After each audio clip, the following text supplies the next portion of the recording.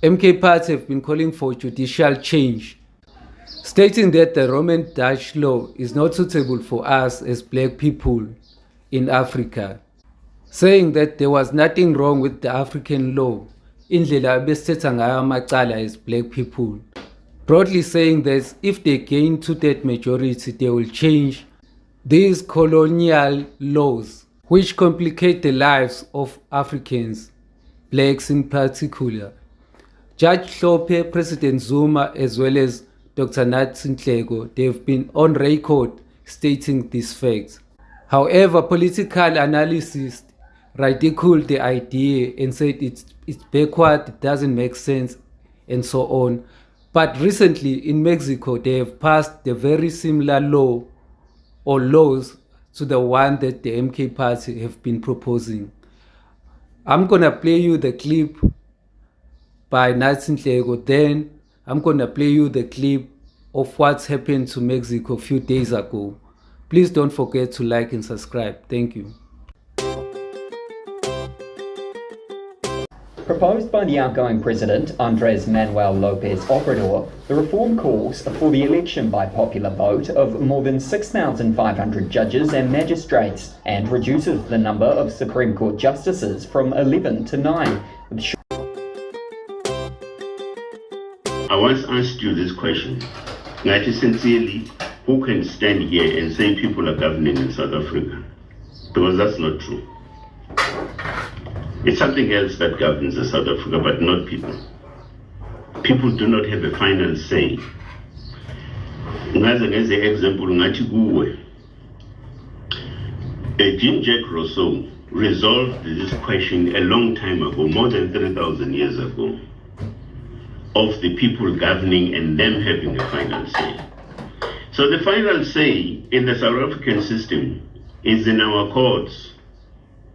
You have 11 lawyers that decide the fate of the country. Now, how can that be democratic? How can that be said to be people governing? We have laws that have been written by judges in this country, and not by the people, and not by the representatives of people. And yet, whenever we go to elections, no judge, no lawyer gets elected. By the way, judges are merely nothing else except lawyers. So, there's no lawyer that gets elected to represent the people's interests. So how come they're becoming final arbiters? I mean, one day if we were to conduct just some scanning, a survey, topical research, if we want, of all the laws that we have made in this country, you'll find that there are laws or even certain clauses or amendments of our acts that have been written by judges. Then you ask yourself, if people are governing, how come you have such a circumstance? So we do need to revisit this question. The sooner the better. Proposed by the outgoing President, Andrés Manuel López Obrador, the reform calls for the election by popular vote of more than 6,500 judges and magistrates and reduces the number of Supreme Court justices from 11 to 9.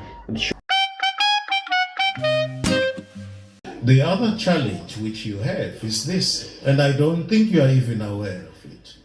The legal system that is applicable was imposed upon us. Period. I don't care what your political views are. Ngikhuluma iqiniso elimsulwa. Before we were colonized, there were various African nationalities of African descent in this part of the world, which is known as South Africa.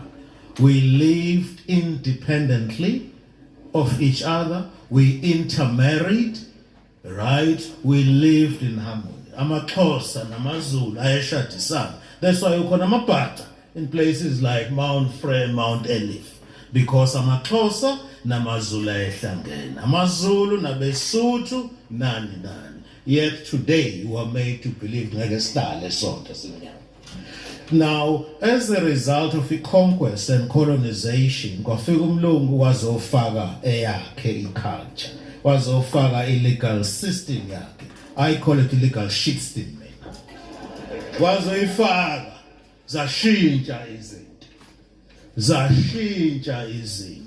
The result is that umthetho osenkantolo, which we have mastered, by the way, Abelungu, don't believe it. Umthetho lona which we have mastered, ngaphezu kwabo, it was imposed upon us, it was forced down our throats. Alas, we have mastered it even better than them. Now, we need one day to Africanize the law. Africanizing the law means different things to different people. I will tell you what I mean. Africanizing the law means the law must be, after all, law is about regulating human behavior. In simple English, it's about regulating human behavior, right? Now, what is needed when I say the law must be Africanized? The law must be a reflection of the aspirations, the beliefs, the value systems of the majority of the country.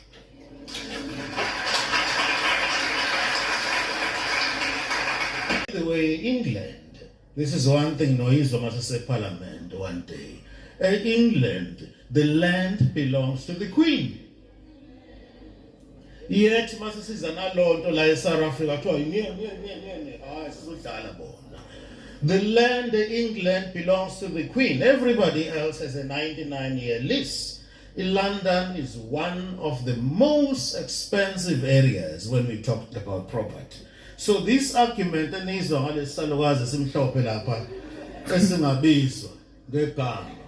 ukuthi mangabe si-Africanizer ilaw, mangabe sithatha umhlaba wethu owantshontshwayo ngenkani thina mase siwuthatha back irandi lizowa. Ipound yini ngawe England? The pound is the strongest currency in the world. It's even stronger than the dollar, and that has been so for many years because we're strong ngemali abayitshontsha lapha in Africa. Igolide nani. They will be very strong. That's why even their royal family is the wealthiest in the world. So these are some of the things of we must open up to reality, right? Property in England, it belongs to the Queen. There is nothing wrong with that. But African land, which was taken at gunpoint, will never go back to the rightful owners because the property is going to go down. Go and tell that to the birds, not to go shop. This is exactly what I'm saying. Law is foreign.